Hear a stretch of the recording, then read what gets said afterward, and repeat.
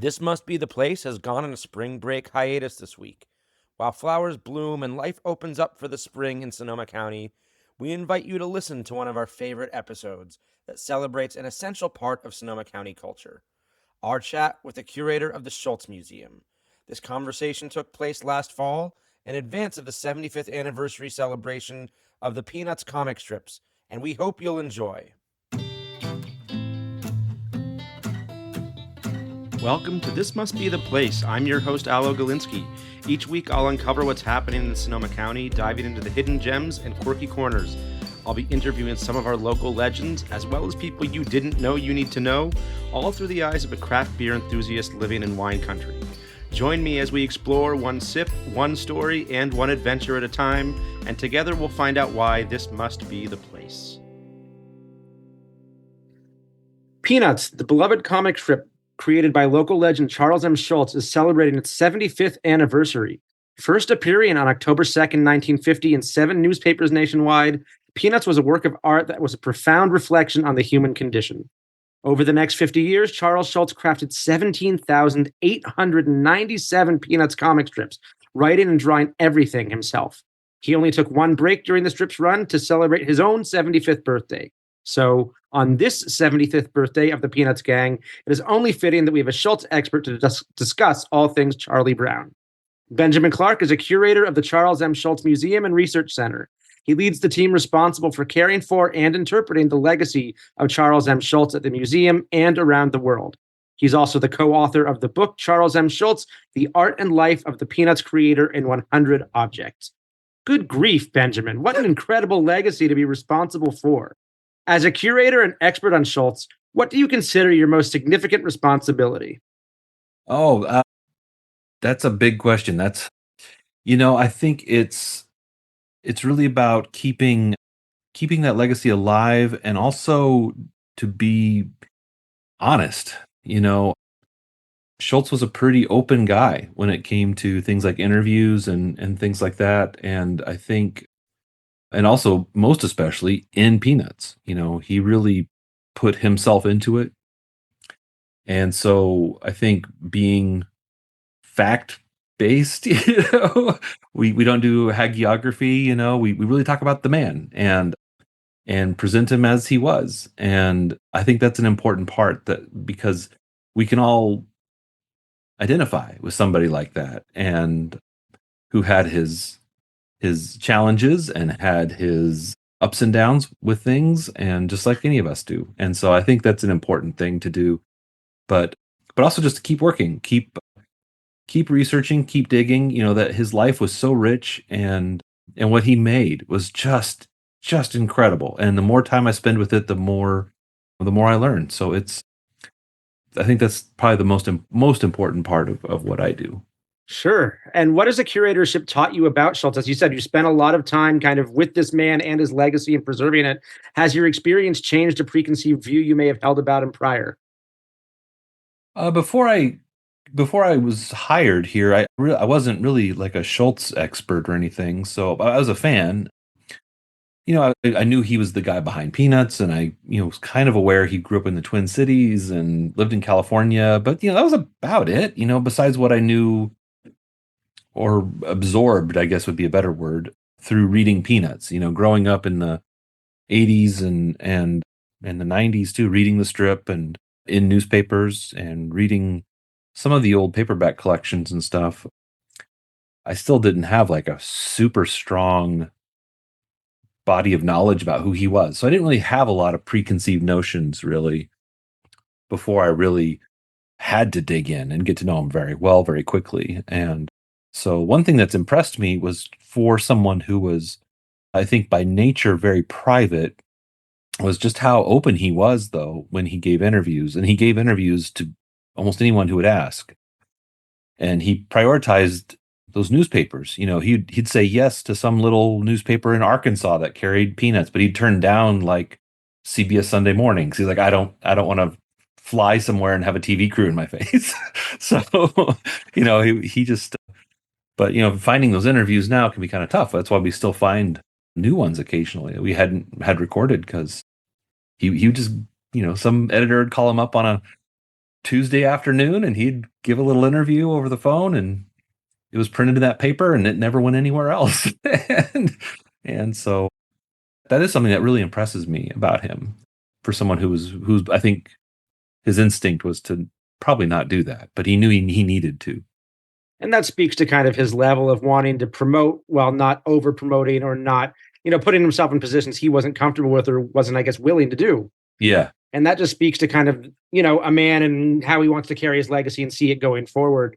One thing I'm curious about, what do you think his genius or Schultz's secret sauce, don't say that 3 times fast, folks, Schultz's secret sauce was? For one thing, he, becoming a newspaper comic strip artist was really his only ambition in life. From the age, he says, he said by the age of 6, like he's telling his parents, I want to be a newspaper comic strip artist. And he'd already given it some thought, like this is what I want to do.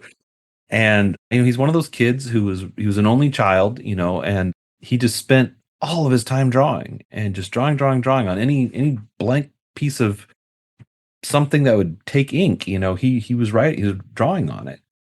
And so he was like a student of the comics. He read them just religiously. He pored over them. He got there were 2 big papers in St. Paul. There were 2 in Minneapolis, and his dad they would subscribe to the 2 in St. Paul, and he'd buy the 2 in Minneapolis.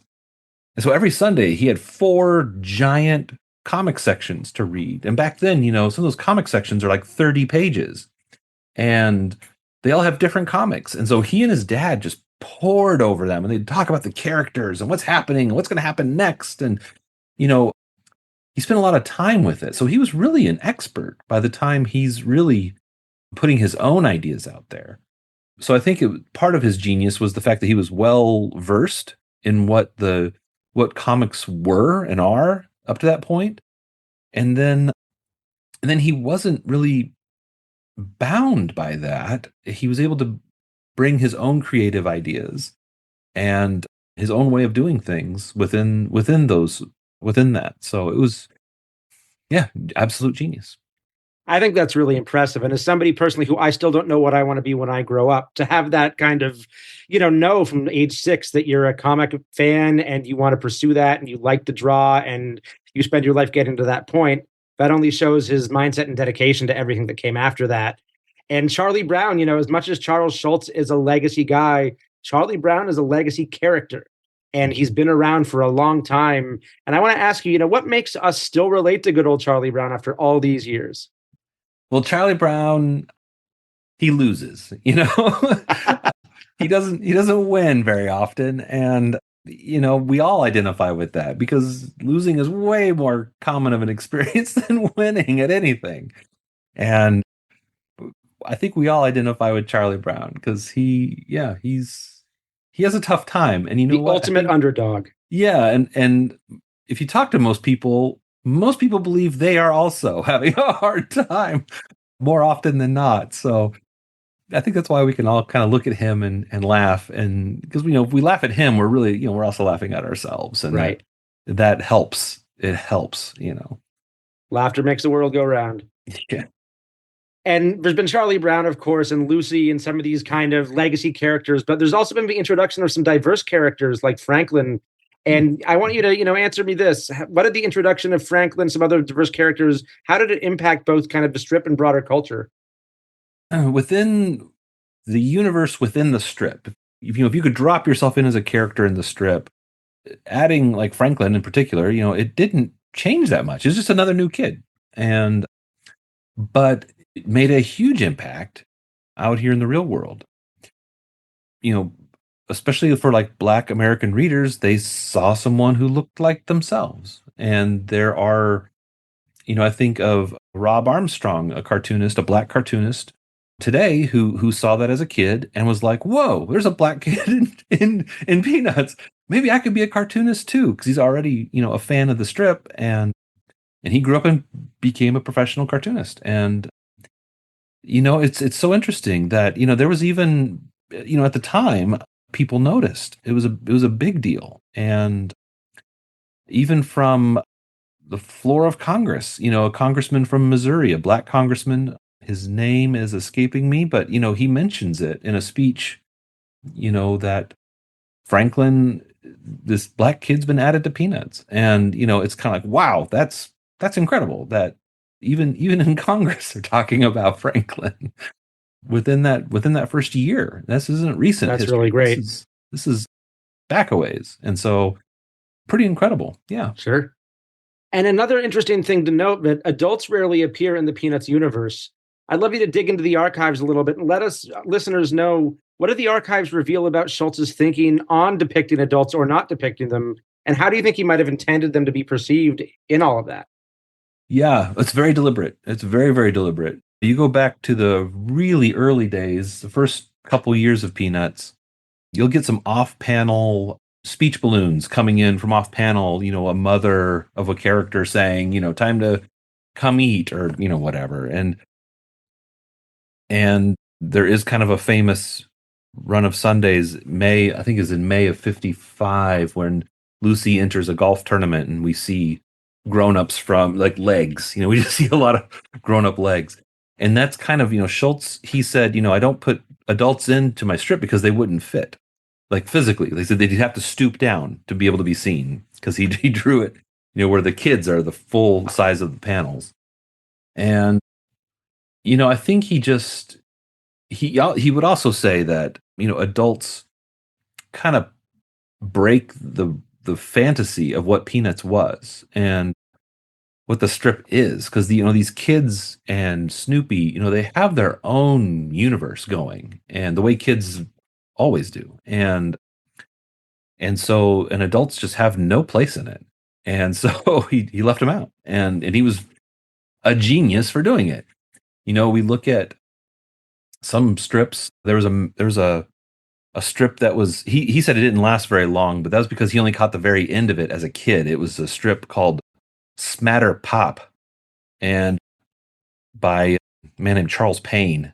And it was like this long-suffering dad and his son. And it's basically a kid strip, but there's a dad that's a main character also. And the dad is always like hunched over in these panels in all these awkward positions.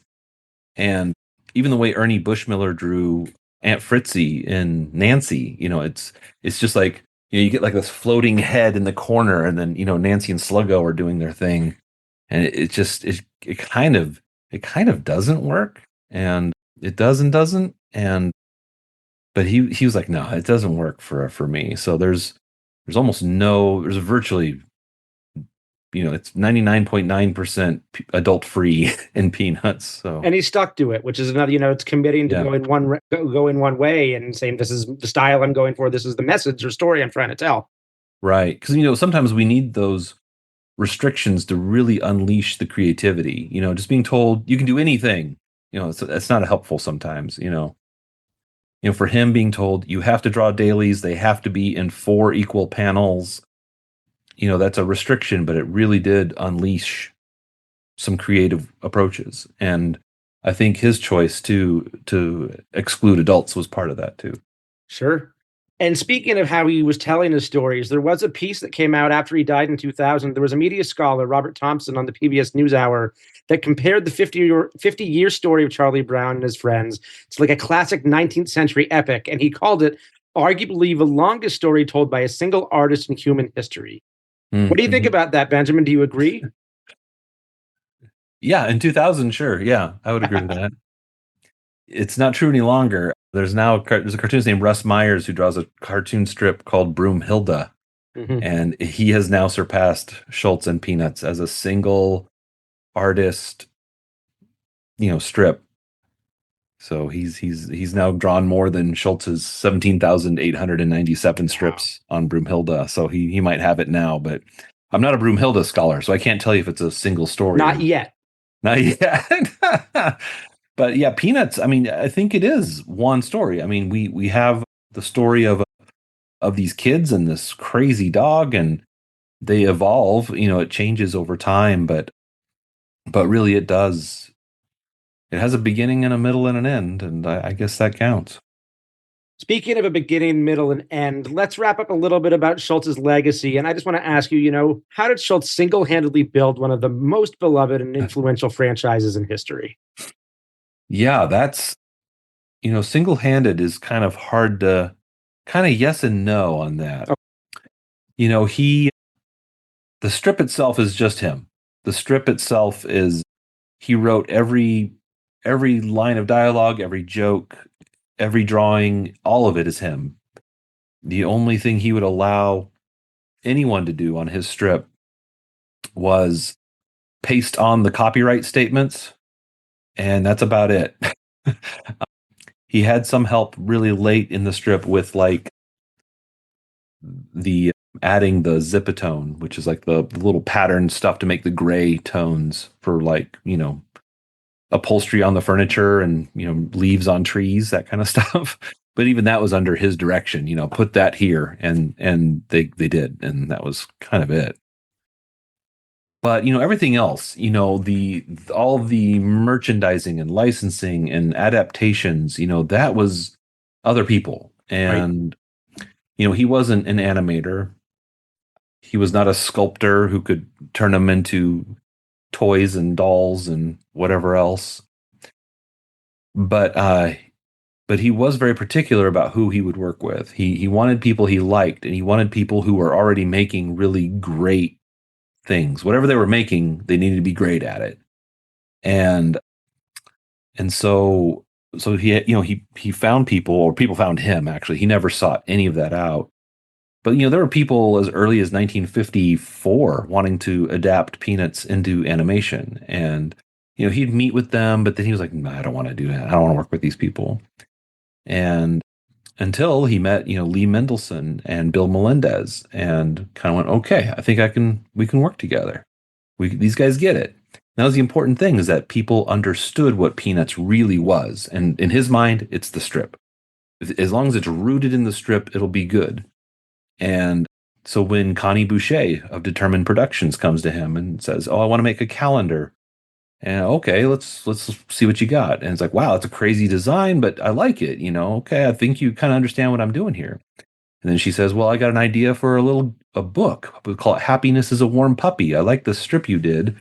What if we publish this book?" And Schultz is like, "Well, I'm not in publishing, but okay, let's just try that."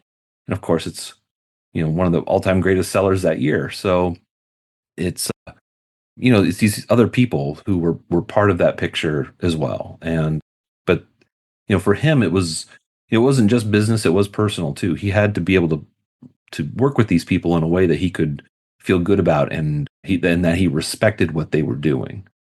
And I'm really getting the sense that's true for kind of all art mediums, whether we're talking filmmakers, musicians, comic strip artists. You really want to build that foundation of people that, if you're going to build this legacy, work and have this foundational thing, you want people to trust in and have the same mindset to carry that forward once you're gone or once you stop working on it.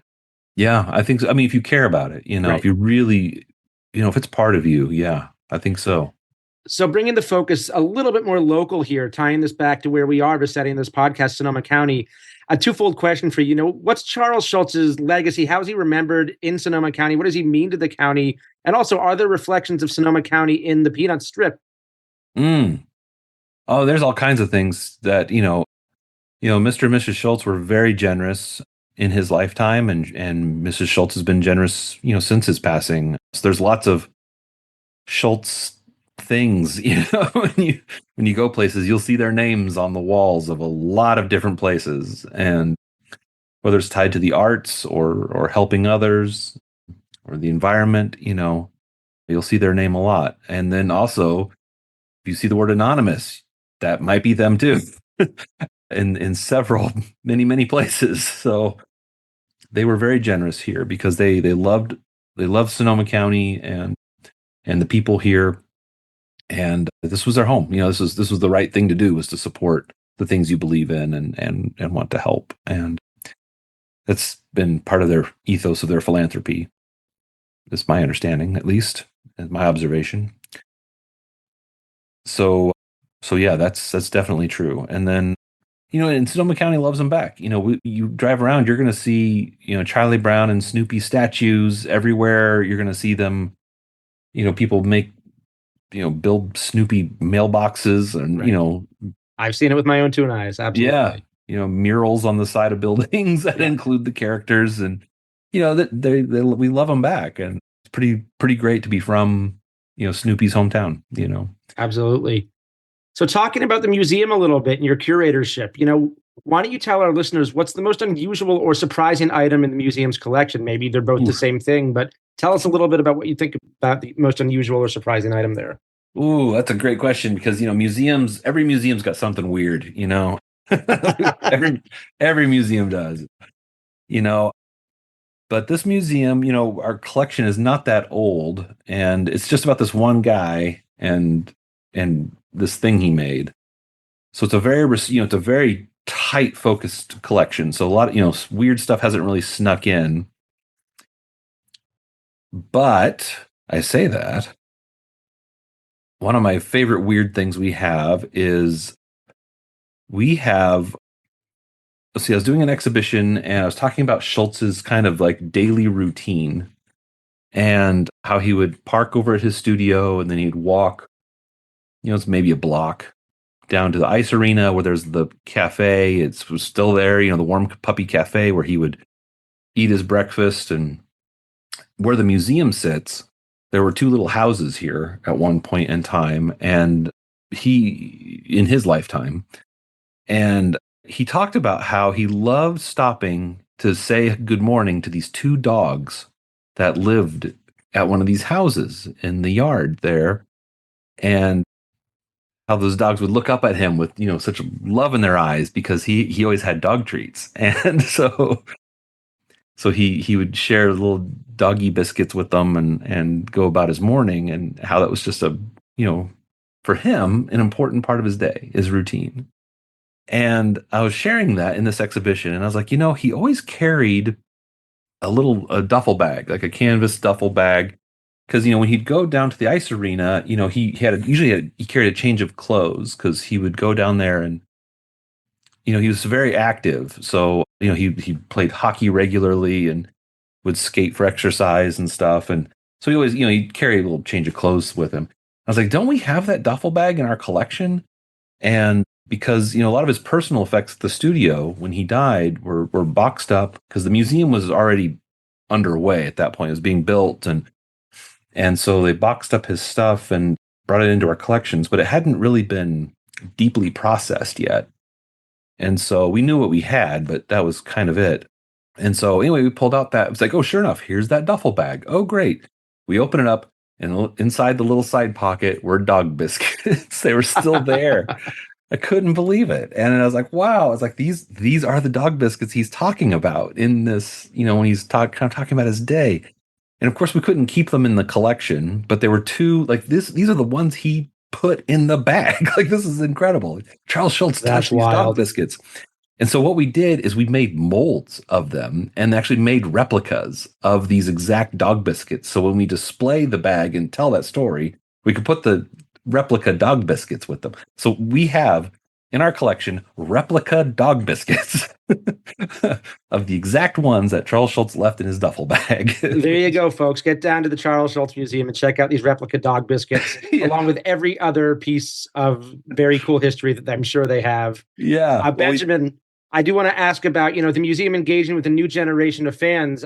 There's a lot more media that's come out since the comic strip, as you touched on, movies, TV specials. I know Apple TV's done a great job of resurrecting some stuff with the Peanuts gang and Snoopy. So, how does the museum engage with that new generation of fans who may be more familiar with those newer forms of media than the original comic strip? Yeah, you've named it all. Yeah, we definitely explore how it's being reinterpreted and adapted in those Apple TV Plus specials, which are fabulous. If you haven't caught those, they're really fun. The Apple team and Wild Brain, they all do a great job of studying the strip and looking for the stories. Craig Schulz and who's the son of Charles Schulz, and then his son Brian have worked on a lot of those as well. So the Schulz family has had direct input on a lot of those, which is really fabulous. And The other thing is really great about the strip itself is how easily it adapts to social media. Mm, Those four equal panels are perfect for, flipping through a carousel on Instagram or sure. on TikTok or on Threads or Blue Sky. I mean, whatever you're into, the strip really works on social media too. So younger fans can definitely, find and follow us there on your favorite social platform, and you'll get a little dose of peanuts every day, which really is a good thing. Very So cool. if you have to spend time on social media, then go at least find Spend it with something. Snoopy and the gang. Yeah, just put something nice in there, huh? Definitely. Yeah. Now, if you can only get the algorithm to make sure those things showed up in everybody's feeds, but that's a longer discussion for a time that we don't have right now. Yeah. Sure. Yeah. Just comment, and subscribe. That's right. So, Benjamin, what do you see as the biggest opportunity for the Peanuts brand moving forward in your very professorial and unique opinion? Yeah. Yeah. The opportunities for the brand, I mean, I technically don't work for the Peanuts brand. So Sure. this is just to be clear about that. So I do not speak on behalf of the brand Peanuts. But, I think they're doing an incredible job, just finding that younger audience where they're at and just keeping Peanuts visible. So many of, comic contemporaries of Peanuts are being forgotten. And, it's not very many kids today who know who, like Beetle Bailey is. Beetle Bailey started like 2 weeks before Peanuts. I'm one of those kids who knows. I'm a big kid who knows who Beetle Bailey is. Yeah. Even Dennis the Menace, he's, even a little, just like a year younger than Peanuts. And, it's kind of, people are forgetting. And Pogo, which came out like a year earlier, a lot of people don't know who Pogo is anymore, even though he had, Pogo was huge when it was at its peak. I mean, just enormous. So, it's interesting. So I think Peanuts the brand is doing a great job just keeping this 75-year-old, bit of pop culture, visible. And Schulz himself is the one who's keeping it relevant because he created this thing with universal ideas and ways that people can connect with it. So And it's themes that ring awesome. true in daily life. Absolutely, absolutely, for everybody worldwide. It's Yes. so interesting. I mean, I've been to Japan and I met Japanese fans who were shocked to learn that Peanuts was from the United States. They Oh, thought it was really? Japanese. Yeah, they thought it was Japanese. And I think some of that has to be attributed to the Shuntaro Kanagawa. He was like the national poet laureate of Japan, and he's the one that translated the Peanuts strip. So I'm told it's an incredible and faithful and incredible translation. So I'm sure that makes it even better for those fans. But yeah, but it's still Schultz. It's still his universal stories. So I'm going to leave here with a big one for both you, Benjamin, and for our listeners out there. I'm going to pose this to you first, and then everybody listening to us out there. A Charlie Brown Christmas, or It's the Great Pumpkin, Charlie Brown. What's more iconic and why? Ooh, you love a can of worms, don't you? Let's see here. Nobody else is listening, just us. Right now. Sure. Okay. Well, I do have an answer. So those are the first two, or actually the first and third animated special. Charlie Brown All Stars, which is in between it, is about baseball, and it's a very neglected special, and it's very good. I think people should track that down. Ever the diplomat. Yeah. So, but I do have it between the two. I have a clear favorite. Mine is Great Pumpkin. Is Okay. my very favorite. Christmas is great. It's a masterpiece. I have an exhibition up right now because this year is the 60th anniversary of the Charlie Brown Christmas special. We even got to interview a member of the children's choir who was brought in to do the music pieces. That's really cool. So very cool stuff. It's incredible. It changed television. It changed animation. It's still a classic today, and I know people love it, but it is not my very favorite. My very favorite is Great Pumpkin. Why? It just is. It just is. It just is.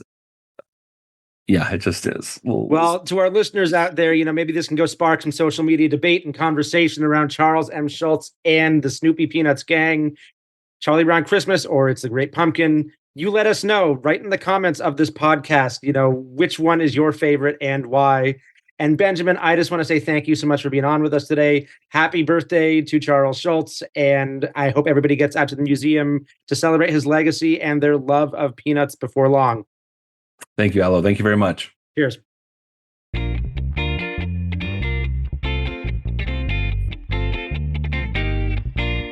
How do you carry on a comic strip's legacy while forging your own creative path? As Peanuts marked its 75th anniversary, we sit down with Mary Valencia Shine, a senior artist at the Schulz Studio and the creator of the new young adult graphic novel, You and Me on Repeat. She'll share what it's like to honor a comic legend while building her own artistic career, bridging the classic and the contemporary. Welcome, Mary. Hi, thanks for having me, Aloe. It's really fantastic to have you on here to speak to somebody who has kind of a local and broader perspective of the comic world at large, as we have spent a whole episode celebrating the legend of Charles Schulz and the Peanuts crew. So let's just dig right in here. You work with the Schulz Studio, and I'd love for you to explain to us what the Schulz Studio is, and as their senior artist, what your responsibilities entail. The museum and the studio are both on the same campus, and we're sort of, I feel like the museum is about preserving his art, Schultz's artwork and legacy, and the studio is about carrying his legacy forward into sort of contemporary culture. So we are in charge of basically how the artwork looks on product, and we're also in charge of, any new content or media that's being made under the Peanuts IP. Very cool. How long have you been associated with Schulz Studio? Oh, geez, I think it's been a little over 7 years now, which is wild to think about. 7 years. So you're definitely deep in it, and it seems like it's really fun. I'm sure being an artist is a lot of work, but also you take a lot of joy in it. I'd My love you to God, kind of yeah. walk us through a typical day in the life of a cartoonist at the Schulz Studio. Totally. Yeah, it's like a dream job for a cartoonist. Basically, a day in the life is I do work from home most of the time. I do go in once a week. So the routine is a little different if there's a commute baked in, etc. And then I go onto my computer, I log in, and then I'm checking my email, making sure there's nothing urgent to respond to. And then I'm going and working on what we call product approvals. And we have a system where we go in and licensees, who are people who have licensed the Peanuts IP, they submit their project. So if they're making a t-shirt, they make a project in this system, and we have to look at it and make sure they're using the artwork properly. So that's about half my job. And then the other half of my job is art projects. I do a lot of what we call custom art, which is like if Sparky didn't draw a pose, but a licensee wants a character to be doing something that we still feel is like in the spirit of Peanuts, we will create that artwork in the studio. A lot of it is created from like archival material, but there is some drawing involved. And then we also work on, at least for me, I work on the Apple TV Plus content, which is, Camp Snoopy, Snoopy show, the specials, like the one and only Marcy. And that's mostly reviewing animation, reviewing character turnarounds, and if need be, redlining things, which basically means we see something in the animation that doesn't really look like how Schulz would draw it. We screenshot that. We then draw over the top of it with red ink to show them how Schulz would draw it. And yeah, and then I kind of like do any other art task that might pop up. Like I recently did a Peanuts mural for our local NAACP branch in Sonoma County, and that was really cool. I did that with a bunch of my other coworkers. Yeah, I've also been like practicing with Sparky's nib a lot because I don't know, I think it's really valuable to have that skill of still working with the nib and ink because obviously we're a contemporary studio. Most of what we do is digital, but I think it's important to still know how he worked and the tools that he used. I mean, it's always important to kind of honor the classics and then figure out the ways to bring those old and classic images and ideas and thoughts forward. And you mentioned a little bit about your work with the Apple TV Plus content. Can you tell us a little bit about how you approach adapting those classic characters for new animated content and a more modern audience? So I think what we say with stuff like this is we always want to start with the strip.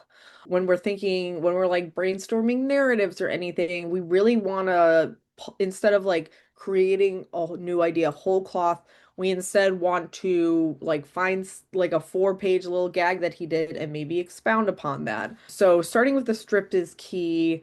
And just knowing the characters, so that necessitates reading the strip a lot of the time, which no complaints on that.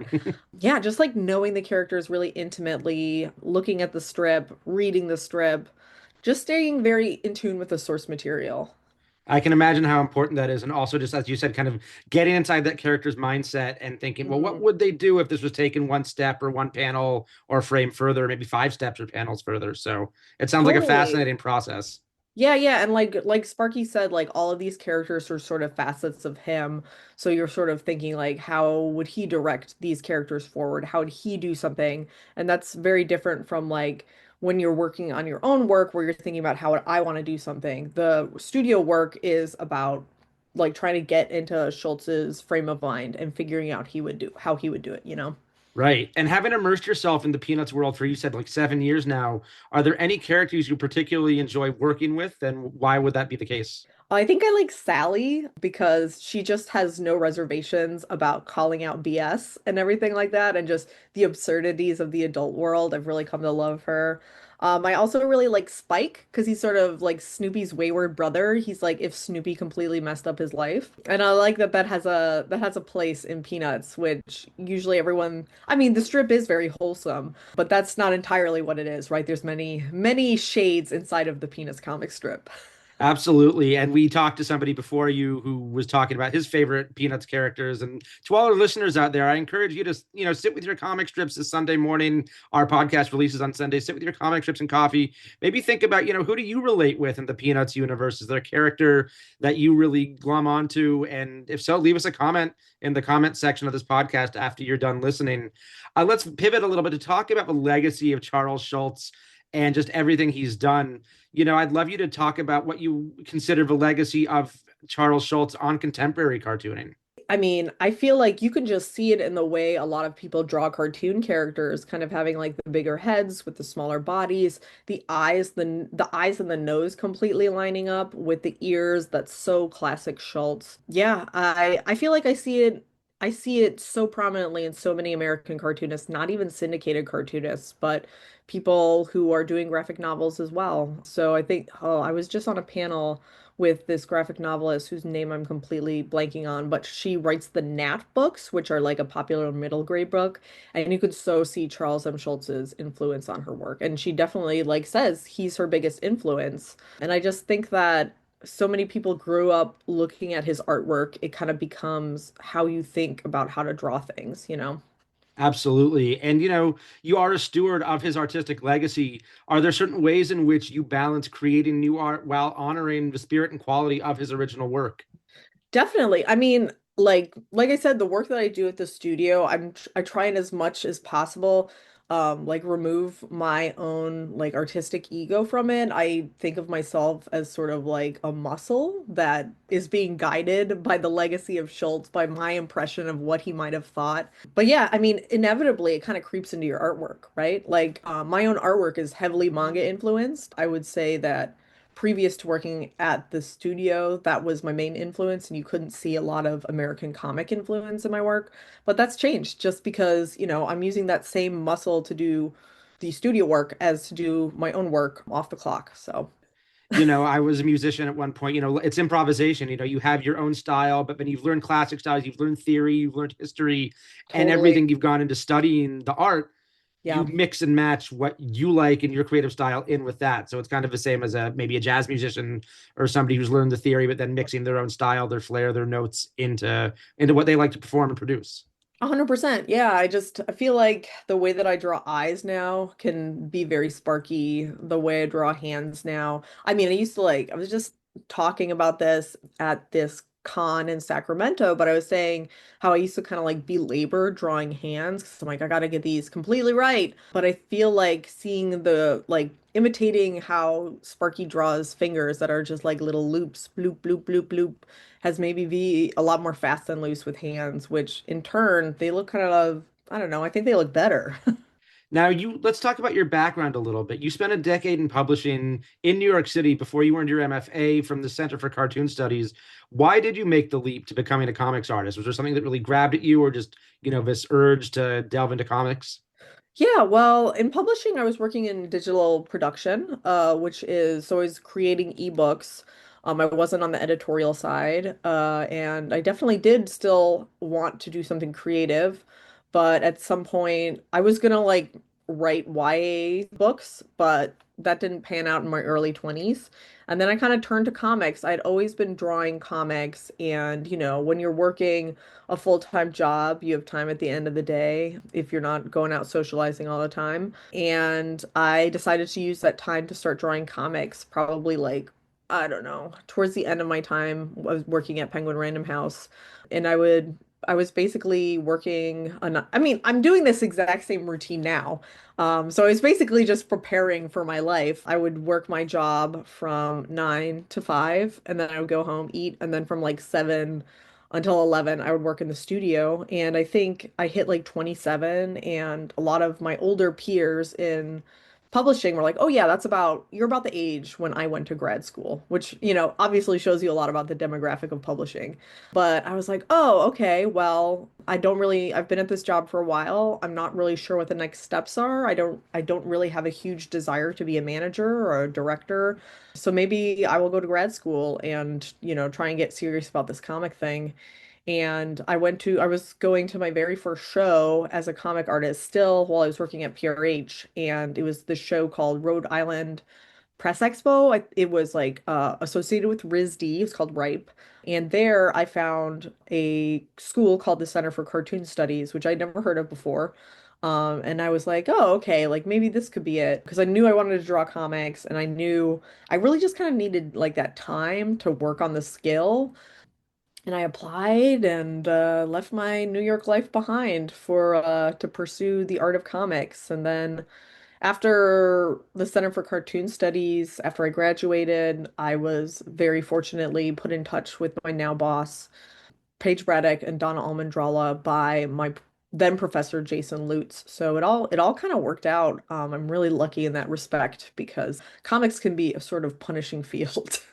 Well, it's fantastic that it worked out for you so well. And while you said that writing graphic novel or writing young adult novels, I should say, didn't pan out, you did just come off a book tour for your young adult graphic novel. I'd love you to tell Yeah. us a little bit about it. It's called You and Me on Repeat. It was released this year, and it features a time loop romance. Yes. Shed us into what inspired the story. What themes did you want to explore with it? Oh, yeah. So this one I've always loved.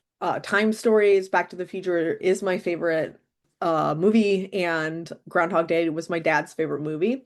And then at the time when I've been working at the Schulz studio for like a few years, I think, and I read this light graphic novel called All You Need Is Kill. It's a manga, and it was a time loop. And I think that one, reading that was like, okay, I've seen this done a few times before, and this is a cool way to do it.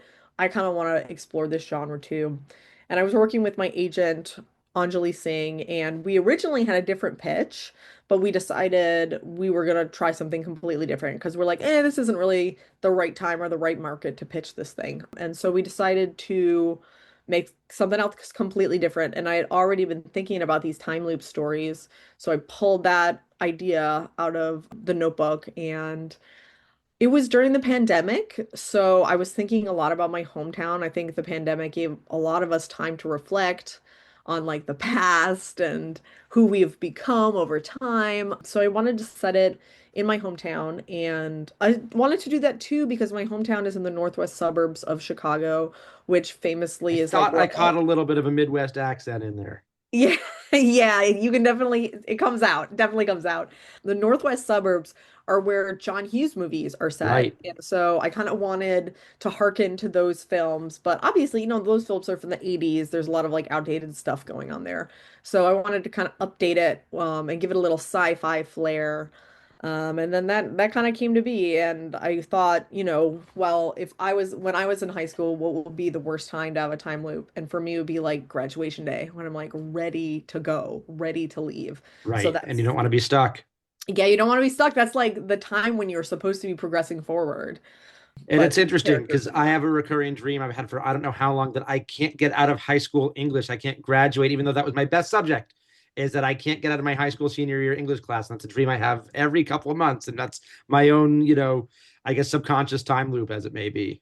Okay, so I had that same dream too. I recommend like writing a book about your high school because now whenever I have that dream, I'm like, I know I graduated high school. I'm not supposed to be here. And I can like interrupt it. So, and I think my subconscious, it realizes I'm hip to its tricks now because now most of my dreams are about undergrad. Ha. So you've moved forward a little bit step by step. So to all our listeners out there, Exactly. heard from Mary Shine, if you have recurring dreams haunting your subconscious, go write a book. Yeah, Easier than yeah, it process sounds, it through right? art. Hey, that's the best kind of therapy is putting it out there through art, I believe. Absolutely. Now, Yeah. talking a little bit kind of about the cross section of your career with your book tour and your day to day passion, has working with Peanuts characters influenced your artistic process in any way, like in creating your own graphic novels and comics?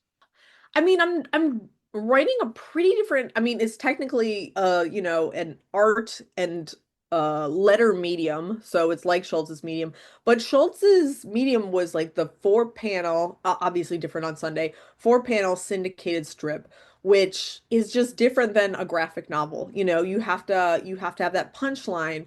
You have to have such a fantastic sense of timing across just four panels, but for a graphic novel, you really, you do have to have timing. You have to make sure like the page turns are compelling and everything. So I think in that respect, a lot of that is more pulled from, manga artists that I Sure. was reading. But yeah, I mean, like I said, stylistically, I'm constantly putting little bits of Sparky's tricks into my artwork because he just had a really clever way of conveying different bits of anatomy.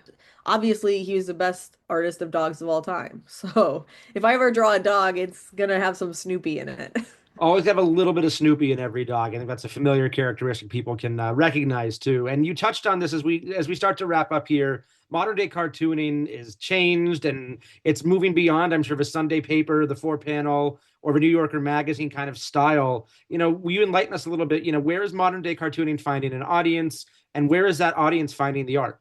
I do think a lot of people are finding stuff on Webtoons. And Webtoons has their unscrolled graphic novelizations now. I think a lot of people are finding things on TikTok, honestly. Mhm. Book Talk is like a juggernaut for understandable reasons, and it's been really great, especially for people who are self-publishing. And yeah, I'm actually probably going to be trying to sell my book on TikTok soon because I just want to see what happens. I like engaging with those platforms. So I think those are great ways of doing it. I think Goodreads is still a really big hub. A lot of people are on Storygraph as well. And I personally still the best way to discover graphic novels is just going into the library and seeing what the librarians have curated because they are geniuses. Where can people find you? If people are looking to find more of your art or a little bit more about you and your book, where can they find you, Mary? Well, they can find me pretty much everywhere online under Mary Shine Online. That's my screen name. Shine is spelled with a Y. There's no Valencia in there because I still publish under my maiden name. I just recently got married, so the Hey, Valencia Shine is still congratulations. new. Thank you. I love it. I feel like my name is digivolved into something higher. Um, Married, a book tour, man. You're really 2025 has been a banner year for you, huh? Yeah, 2025 is popping off. Though I am very excited to just get to working on my second book in 2026. Take a little bit of breath first. Soak in the Charles Schulz legacy as we get set to celebrate the 100%. 75 Yeah. years of the Peanuts comic. Yes, Mary, it totally. was really fantastic chatting with you. Thank you so much for being on our podcast. And I'm Right sure I'll on. run into you sometime soon as we're both Sonoma County residents. Definitely, we got to get a drink. Absolutely. All right. Take care. Good to talk to you. You too. Bye. The interviews are done, which means I think it's time to crack one open. Interviews make me thirsty, and I want you thirsting for knowledge about some great beer, both local and not so local.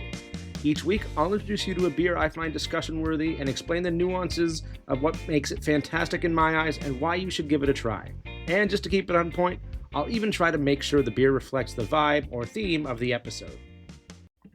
This weekend, your craft beer concierge is switching things up as he cracks open a root beer, a soda that evokes memories of birthday parties and big scoops of ice cream on top of this sweet treat. It was a favorite beverage of Charles Schulz, who also didn't drink. In fact, if you're as much of a Snoopy fan as I, you'll know that Schulz made sure Snoopy enjoyed his fair share of root beers in the comics. So I'm sitting here sipping away on this classic A&W root beer, encouraging all of you to go out and find your favorite and toast Peanut's 75th birthday the way Schulz would have, root beer in hand.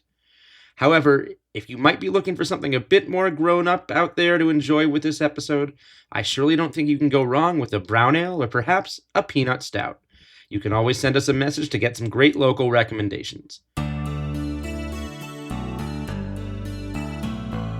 A huge thank you to Benjamin and Mary for appearing on this week's episode of This Must Be the Place, and a very happy birthday once again to the Peanuts Gang. This Must Be the Place is produced by our friends at Pod Locally, an audio platform helping local voices connect to their communities.